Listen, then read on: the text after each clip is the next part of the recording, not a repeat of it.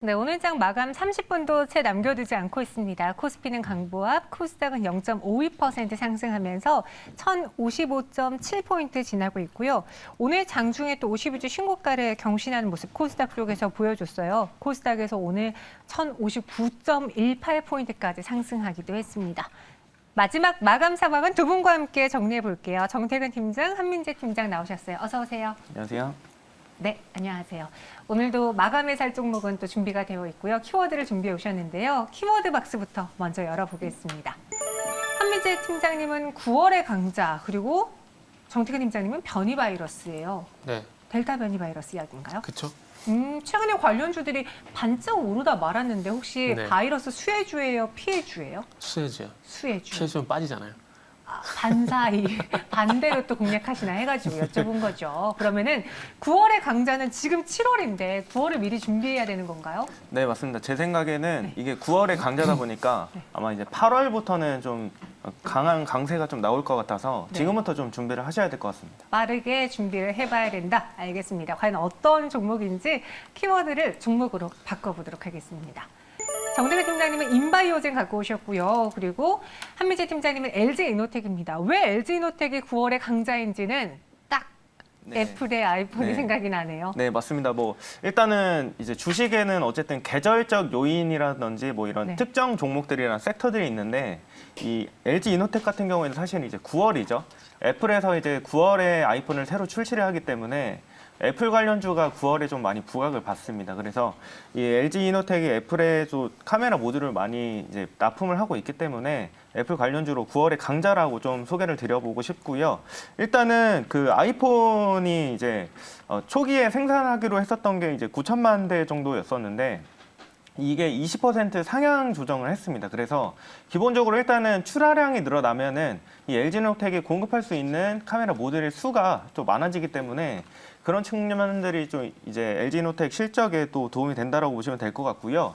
그리고 스마트폰 같은 경우에 사실은 원래 기존에는 1개에서 2개 정도의 카메라를 이제 가지고 나왔었는데 이제 어느 순간부터 카메라 개수가 하나씩 늘어나면서 지금 2개에서 3개 정도로 자리를 잡고 있습니다. 그래서 이 카메라가 너무 늘어나다 보니까 나중에 4개, 5개, 8개까지도 되는 게 아니냐 뭐 이런 말들도 나왔는데 어쨌든 이제 당분간은 한 2개에서 3개 정도로 나올 것 같고요.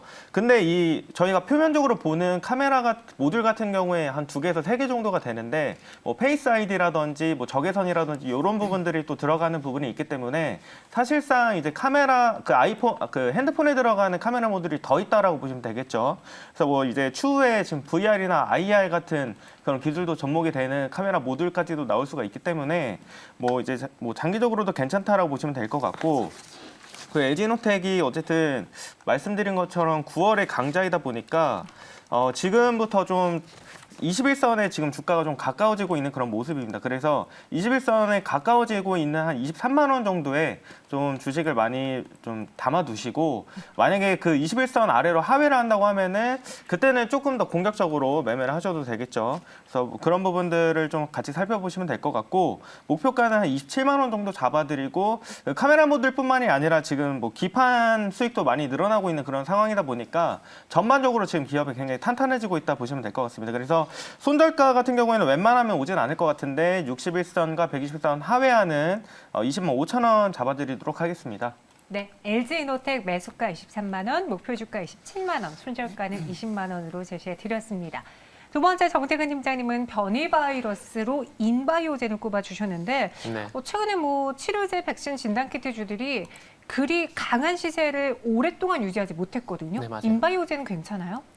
그러니까 이게 어찌 보면은 그 업종이란지 테마 섹터 내에서 순환매가 발생되는 부분들을 보자라는 겁니다. 그러니까 예를 들면 이번에 그 진단키트 같은 관련주 같은 경우에도 뭐 시제리안지, 엑세스바이오, 그러니까 작년에 강했던 종목들이 있었거든요. 네. 근데 그런 종목들보다는 그 외 PHC라든지 여타 다르게 또 그 진단키트 부각된 종목들이 강세였습니다. 그러면 백신이란지 치료제도 마찬가지라는 거죠.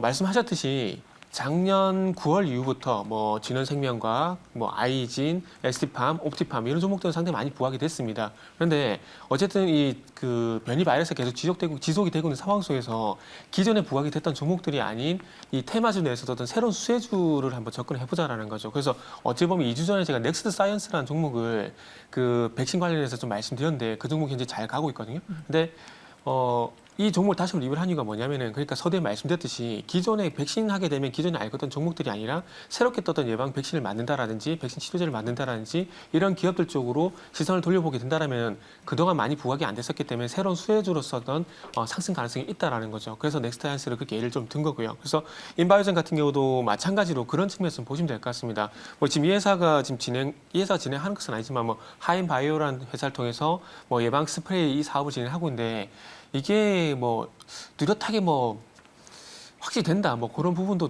이런 부분도 중요하겠지만 어쨌든 새롭게 또 부각되는 종목이라는 거죠. 그래서 그런 어떤 그 새로운 매력이라 해야 될까요?